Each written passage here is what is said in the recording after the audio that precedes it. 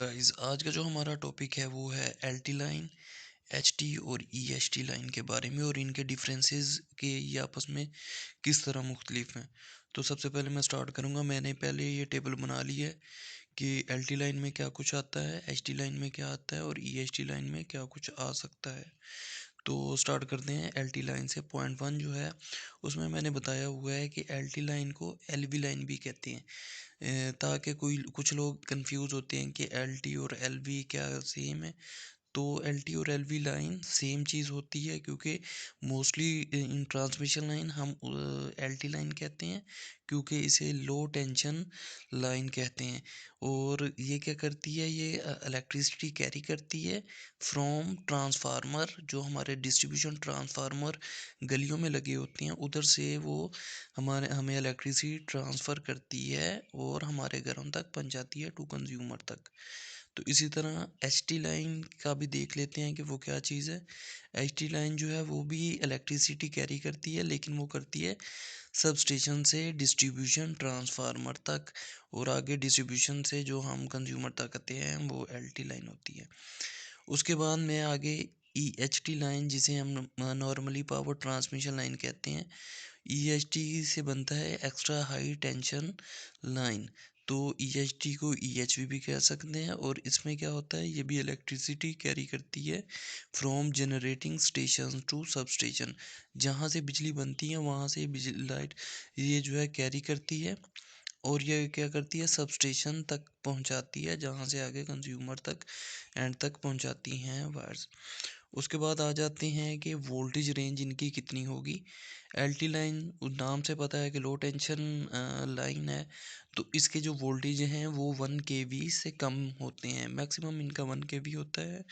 और अगर हम देखें तो नॉर्मल हमारी घरों की जो घरों के बाहर लाइंस एलटी लाइंस जा रही होती हैं, उसमें क्या होता है, 440 वोल्ट्स होते हैं फेस टू फेस, यानी थ्री फेस जो हमारे पास वोल्टेज हैं वो 440 तक होते हैं।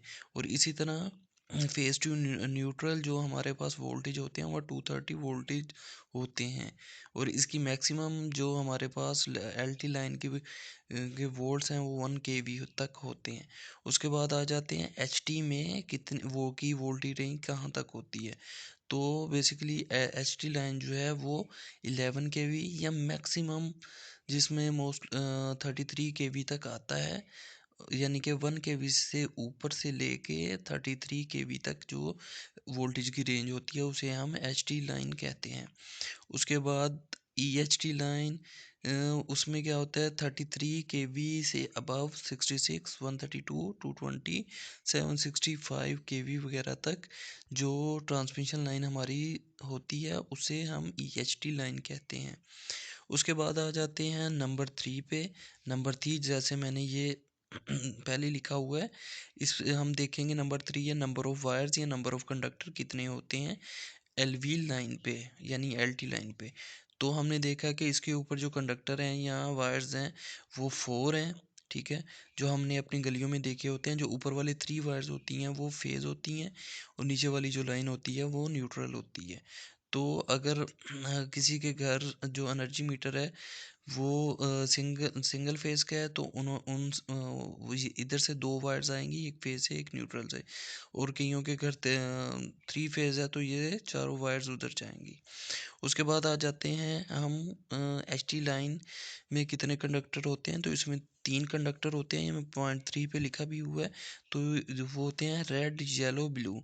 इसी तरह वो जो हमारे पास ईएचटी लाइन है उसमें भी 3 कंडक्टर्स ही होते हैं, और ये है कि ऊपर शील्ड वायर होती है लेकिन वो इसमें काउंट नहीं होती, क्योंकि बेसिकली हम 3 कंडक्टर से ही अपना ही इलेक्ट्रिसिटी को पास कर रहे होते हैं। उसके बाद आ जाता है कंडक्टर टाइप, पॉइंट नंबर 4 है। तो कंडक्टर टाइप हम कौन कौन सा यूज़ कर रहे हैं। एलटी लाइन में बेसिकली हम ज़्यादातर ए सी एस आर के वेज़ल और स्क्वायरल को कंडक्टर को यूज़ करते हैं, ठीक है। और उसके बाद आ जाता है हमारा एच टी लाइन में हम कौन सा कंडक्टर यूज़ करते हैं, उसमें हम रैबिट यूज़ करते हैं जो 11 केवी की लाइन के लिए इस्तेमाल होता है, और डॉग कंडक्टर 33 केवी के लिए इस्तेमाल होता है। और आगे हम ई एच टी लाइन के लिए जो हम कंडक्टर यूज़ करेंगे वो ए सी एस आर क्योटो है, और लेनेक्स है, और ड्रेक है। जो ए सी आर क्योट है ये 36 केवी के लिए इस्तेमाल होता है। उसके बाद लेनेक्स कंडक्टर है, ये भी ए सी एस आर है, ये 132 केवी के लिए इस्तेमाल होता है। और ड्रेक जो है वो 220 केवी के लिए इस्तेमाल होता है। उसके बाद हम आ जाते हैं साइजेस ऑफ कंडक्टर्स। तो हमने देखा है जो हमारे पास ए सी एस आर वेसल है वो 100 मिलीमीटर स्क्वेयर का होता है, और ए सी एस आर जो हमारे पास स्क्वेयर है वो 20 mm स्क्वेयर का होता है। इसी तरह जो रैबिट है हमारा एच टी लाइन का, वो 50 mm स्क्वेयर का होता है। और डॉग जो है, डॉग कंडक्टर, उसका साइज़ होता है 100 mm स्क्वेयर। और ई एच टी लाइन का मैंने निकाला नहीं है, लेकिन यह है कि मैं आगे डिटेल में अभी कंडक्टर का मटेरियल जब बताऊंगा तो उसमें काफ़ी चीज़ें कवर हो जाएंगी। उसके बाद आ जाता है नंबर 6, जो हमारा पॉइंट है वो है कंडक्टर मटेरियल। तो कंडक्टर मटेरियल हमारे पास कौन सा था, वेजल कंडक्टर था और स्क्वेरल था। तो वेजल कंडक्टर में क्या है हमारे पास, हमने देखा जो हमारे पास कंडक्टर है उसकी जो इनर स्टील है, गैल्वनाइज्ड स्टील है, वो एक वायर है। और जो उसके इर्द गिर्द जो स्ट्रैंड हैं वो 6 हैं, अल्मोनियम के बने हुए हैं। और ये 6 और 1 जो स्टील का है, ये मैंने ऐसे लिख दी है। 6 जो थ्रेड हैं वो अल्मोनियम के हैं, 1 जो है स्टील का है। और इनका जो यानी कि थिकनेस है वो 2.54 मिलीमीटर है। इसी तरह स्क्वायरल का जो है, इसमें भी हमने देखा है कि आउटर जो थ्रेड्स हैं उसके स्ट्रैंड हैं वो अल्मोनियम के 6 हैं, और एक जो है वो स्टील का है। तो मैंने लिख दिया है 6 अल्मोनियम के, 1 स्टील का, और इन 2.11 का है जो हर स्ट्रैंड है। उसके बाद हम आ जाते हैं रैबिट पे। रैबिट कंडक्टर जो है उसमें भी हमने देखा है कि 6 आउटर जो है अल्मोनियम के हैं स्ट्रैंड, और एक जो अंदर है गैल्वनाइज्ड स्टील का है। तो इनका जो है 6, 1 और 3.35 है। उसके बाद आ जाता है डॉग कंडक्टर। डॉग में हमने देखा है कि इनर जो मोस्ट है स्टील वो पीछे हमने सब में पढ़ा है कि एक आ रहा था, लेकिन गैल्वनाइज स्टील इसमें जो है डॉग कंडक्टर में ये 7 इसके स्ट्रैंड है, और आउटर जो है वो 6 अल्मोनियम के स्ट्रैंड है। तो वो जो अंदर स्टील के हैं स्टैंड वो हैं वो 7 है, और 1.57 के हैं। और जो अल्मोनियम है वो 6 हैं, लेकिन बड़ा साइज़ है 4.72 का। और इसी तरह हम आ जाते हैं ए सी एस आर पे। तो ए सी एस आर जो क्योटो है वो 66 केवी के लिए हम इस्तेमाल कर रहे हैं। और हमने देखा है इसके अंदर अल्मोनियम के जो स्टैंड है वो 30 है, और उनका साइज़ जो है 2.54 है। और स्टील के जो स्ट्रैंड है वो 7 है, और 1.9 है उसका साइज़। उसके बाद आ जाते हैं ए सी एस आर लेनेक्स। तो अल्मोनियम के 30 हैं, स्टील के 7 है, और इनका सेज है साइज़ 2.79 हर स्ट्रैंड का। आगे आ जाते हैं ड्रैग के, जो 220 केवी के लिए इस्तेमाल हम कंडक्टर कर रहे हैं। अल्मोनियम इसमें 30 स्ट्रैंड है, और स्टील 7 है, और साइज़ इनका भी सेम है 4.27 उसके बाद आ जाते हैं कैपेसिटी ऑफ कंडक्टर, यानी करंट कैरिंग कैपेसिटी इसमें क्या है, कितनी है। तो जो वेज़ल कंडक्टर है जो हम इस्तेमाल करते हैं वो 114 एम्पेयर का है, और स्क्वायरल जो 89 एम्पेयर इसमें से मैक्सिमम पास हो सकते हैं।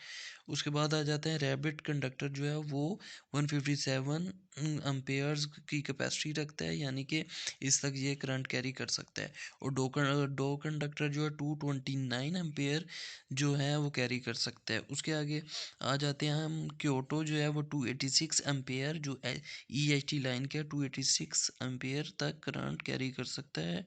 उसके बाद लेनेक्स जो है 386 एम्पेयर तक कर सकता है। उसके बाद हम आ जाते हैं कि लाइन फॉल्ट्स किस में ज़्यादा आते हैं। क्योंकि हम कंपैरिजन कर रहे हैं तो हमें पता होना चाहिए किस में लाइन फॉल्ट ज़्यादा है। तो जो हमारे पास एल टी लाइन है उसमें ज़्यादा फॉल्ट्स आते हैं, क्योंकि कंज्यूमर एंड पे लोड वेरी हो रहा होता है, कभी ज़्यादा होता है कभी कम। और एच टी और जो हमारे पास ई एच टी लाइन है उसमें जो है ये बहुत लेस होता है, क्योंकि कोई लोड उस पर कनेक्टेड नहीं होता। उसके बाद आ जाता है कि नंबर 9 जो है कि एलटी के का बंडल कंडक्टर होता है तो नहीं होता।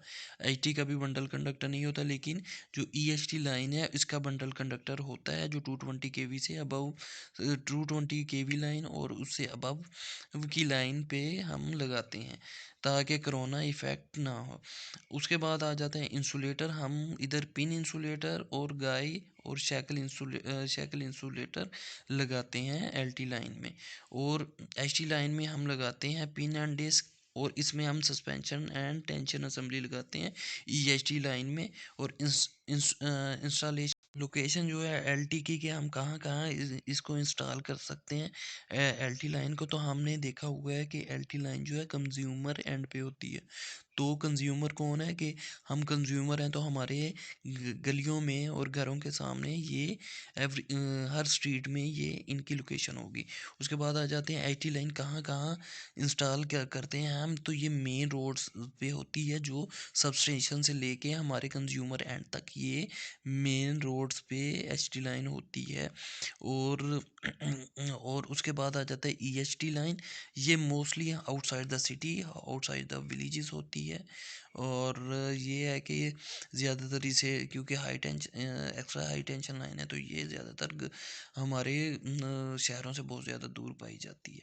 तो होप कि ये जो आपकी कन्फ्यूजन है कि एच टी लाइन क्या है, एल टी लाइन क्या है, ई एच टी लाइन क्या है, इसके बारे में आपको पता चल गया होगा।